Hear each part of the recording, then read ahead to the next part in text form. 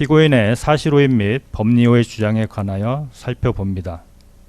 내란 중요임무 종사의 점과 관련하여 피고인에게 국헌문란의 목적과 내란 중요임무 종사의 고의가 있었는지에 관하여 봅니다. 피고인은 윤석열이 선포한 비상계엄이 국헌문란의 목적으로 폭동행위에 나아갈 것임을 인식하지 못하였으므로 피고인에게 국헌문란의 목적과 내란 중요임무 종사의 고의가 없었다고 주장합니다. 먼저 이 부분과 관련한 세부 쟁점으로 논의된 사항에 대하여 판단합니다. 피고인이 대통령 집무실에 들어가기 전에 대접견실에서 김영호에게 윤석열이 계엄을 선포하려는 것 같다는 취지로 말하였는지 여부에 관하여 이 법원은 김영호의 이 부분 수사기관 진술을 믿을 수 있다고 보아 피고인이 김영호에게 위와 같이 말하였다고 인정합니다. 또한 피고인이 비상계엄 선포 전에 대통령 집무실에서 대국민 담화문, 비상계엄 관련 지시사항 문건, 포고령을 수령하였는지 여부에 관하여 이 법원은 특검이 제출한 대통령실 CCTV 영상, 포고령에 관한 김영호의 진술, 그 밖에 관련자들의 진술 등을 종합하여 피고인이 비상계엄 선포 전에 대통령 집무실에서 대국민 담화문, 비상계엄 관련 지시사항 문건, 포고령을 수령한 사실도 인정합니다. 특히 포고령과 관련하여서는 이를 수령한 기억이 없다는 피고인의 원심 및 당심 법정 진술은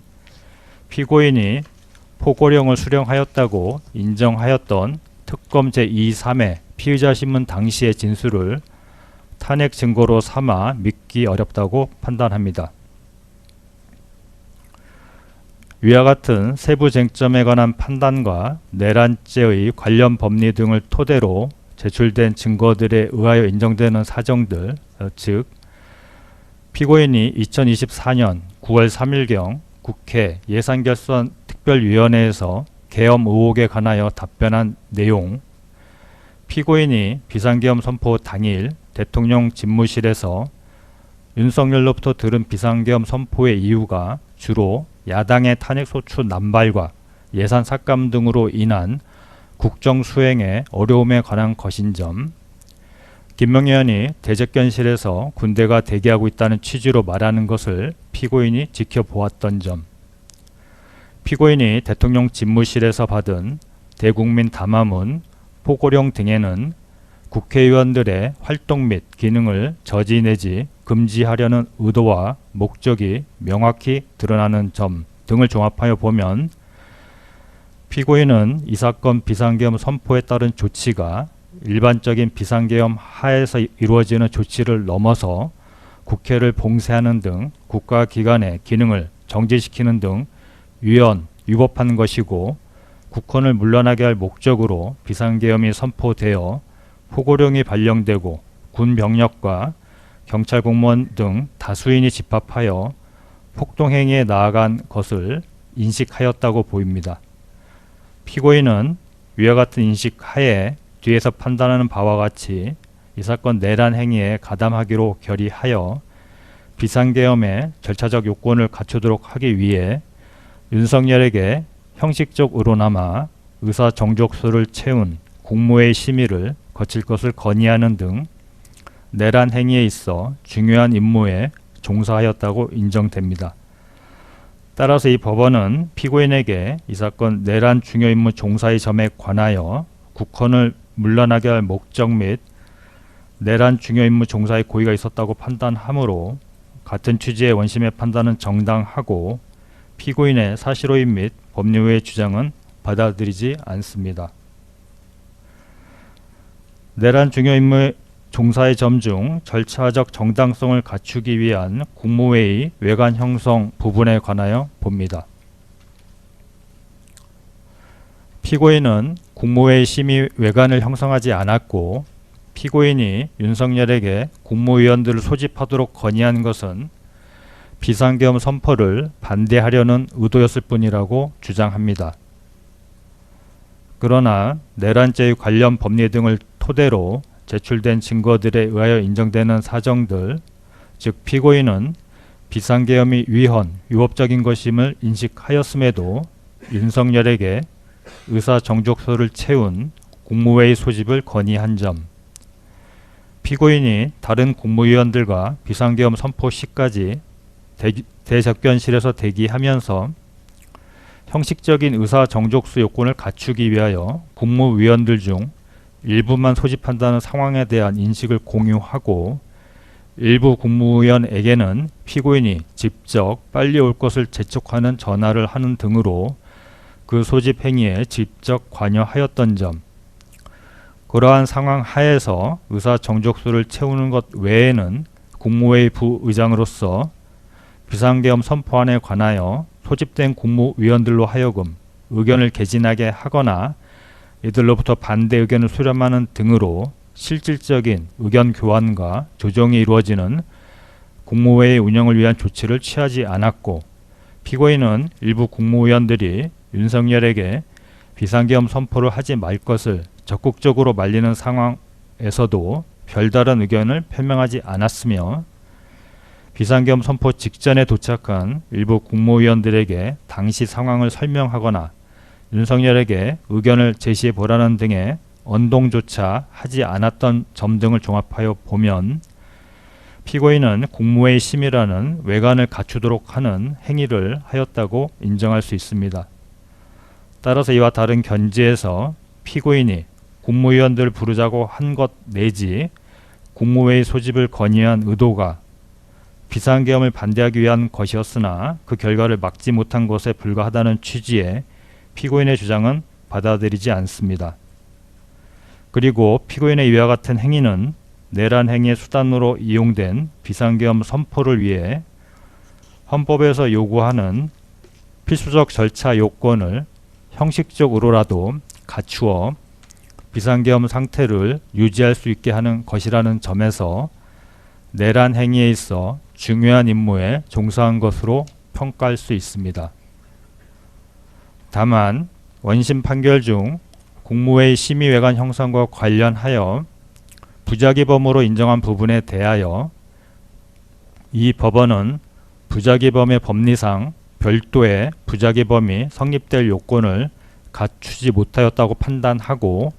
피고인의 부작위는 앞에서 인정한 국무회의 심의외관 형성에 관한 피고인의 자기를 인정하는 사정으로 일부 평가되었다고 보이므로 원심과 달리 이유에서 무죄로 판단합니다. 따라서 국무회의 심의외관 작출을 통한 내란 중요임무 종사의 점에 관한 이 부분 공소사실을 유죄로 인정한 원심의 판단은 정당하므로 피고인의 사실오인 및 법료의 주장은 받아들이지 않습니다. 그러나 이 부분 공소사실에 관하여 부진정, 부작위범을 전제로 한 내란 중요임무 종사죄를 유죄로 인정한 원심의 판단에는 사실오인 및 법리 오해로 인하여 판결에 영향을 미친 잘못이 있으므로 이 부분에 관한 피고인의 사실오인 및 법료의 주장은 이유 있습니다. 피고인은 비상계엄이 선포된 후 당시 국무위원들로부터 서명을 받아 국무위원 부서 외관을 형성하려고 하지 않았다고 주장합니다. 그런데 피고인이 국무위원 부서 외관을 형성하였다는 부분의 공소사실은 특검이 들고 있는 근거나 제출한 증거들만으로는 피고인이 비상계엄 선포 관련 문건에 서명을 받아 국무총리와 국무위원들의 부서라는 외관을 형성하려고 하였다는 점이 합리적인 의심의 여지 없이 확신을 가지게 하는 정도로 증명되었다고 볼 수 없으므로 이유에서 무죄로 판단합니다. 즉 피고인은 당시 박성재와 이상민이 참석자 서명을 받아야 한다는 등으로 발언하는 것을 지켜보고 피고인도 국무위원들에게 여기 모여서 회의에 참석하였다는 의미로 서명할 수 있는 것 아니냐라고 말하였는데, 위와 같은 각 발언 내용과 상황만으로는 부서를 받고자 하였다는 점이 드러나지 않고, 당시 같은 자리에 있었던 김영호도 부서라고 하기보다는 서명을 요청했던 것으로 기억한다고 진술하는 등 당시 함께 있었던 국무위원들이 피고인이 부서를 요청한 것으로 인식하였다고 보이지 않으며 일반적 국무회의의 경우 전자시스템 방식으로 참석자 확인을 한다는 사정만으로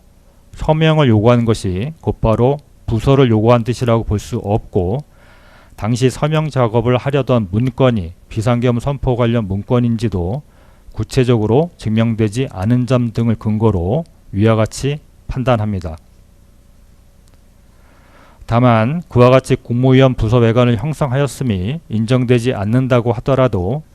앞에서 판단한 것과 같이 피고인이 참석자 확인을 위한 의도로 서명을 요청하였다는 사실은 인정이 되는 바 제출된 증거들을 종합하면 피고인은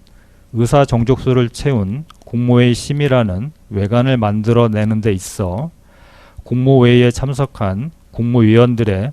참석하였다는 취지의 서명이 필요하다고 생각하고 당시 참석한 국무위원들로부터 서명을 받으려고 시도함으로써 윤석열의 위법한 비상계엄 선포에 있어 절차적 정당성을 갖추도록 하였다고 인정할 수 있습니다. 피고인의 이러한 행위는 앞에서 유죄로 판단한 국무회의 심의회관 형성 행위와 일련의 행위로서 국무회의 외관 작출을 통한 내란 중요임무 종사죄를 구성한다고 판단합니다. 따라서 이 부분 공소사실 중 비상계엄 선포 관련 문건에 대한 국무위원 부서를 받으려고 하였다는 점에 관한 부분은 범죄의 증명이 없으나 이 부분 공소사실과 동일성이 인정되는 범위 내에 있는 공소사실로서 국무회의 관련 문건에 대한 참석자 서명을 받으려고 하였다는 점에 관한 부분은 유죄로 인정할 수 있으므로 이 부분 공소사실 중 부서와 관련된 부분을 다투는 피고인의 주장은 이유 있고 나머지 점에 관한 피고인의 주장은 이유 없다고 판단합니다.